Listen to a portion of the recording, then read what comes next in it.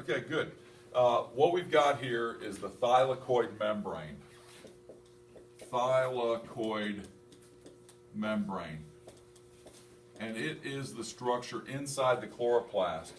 Inside the thylakoid membrane is a space that we will refer to as a lumen. And on the other side of the thylakoid membrane is the space inside the chloroplast called the stroma. There are some key players in the light-dependent reaction. And one of those players is called photosystem, and I'm going to abbreviate it PS2, photosystem 2. And what happens in photosystem 2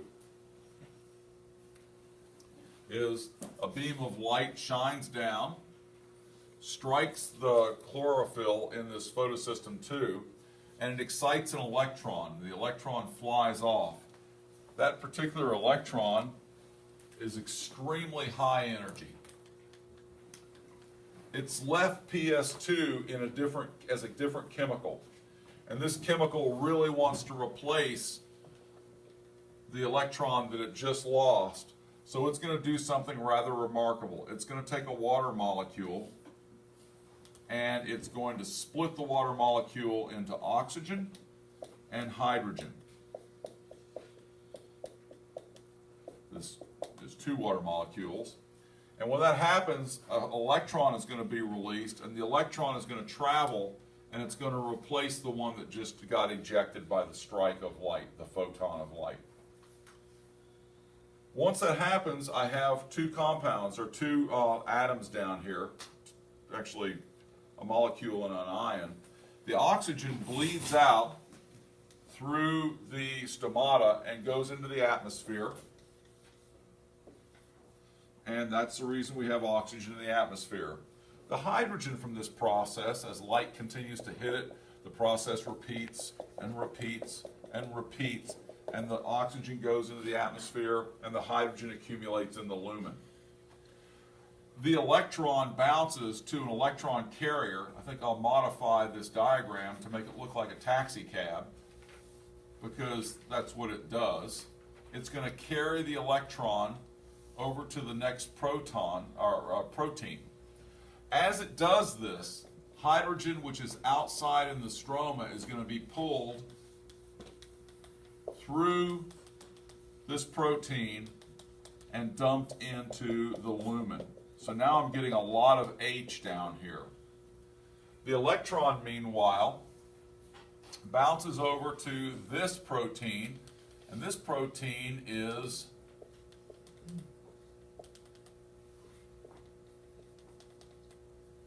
a pump that moves even more hydrogen ions across. This electron powers the pump. Now, by the time it powers this pump, the electron has lost a little of its energy, so it's very tired, doesn't have much energy left at all. So the electron is going to crawl onto this electron carrier. I'm going to convert it into a taxi cab also. And I'm just going to go ahead and label this electron carriers.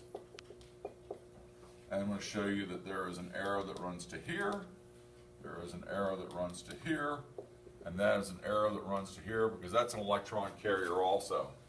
This electron carrier is going to carry that tired electron over to another chlorophyll complex called PS, or photosystem 1. And we've explained why you have two working before one. It's because of the order that they were discovered in. The tired electron crawls in to photosystem 1, and it is hit by a beam of light. That photosystem energizes the electron, and the electron is bounced out, so now it's going to move forward like Superman, hopefully.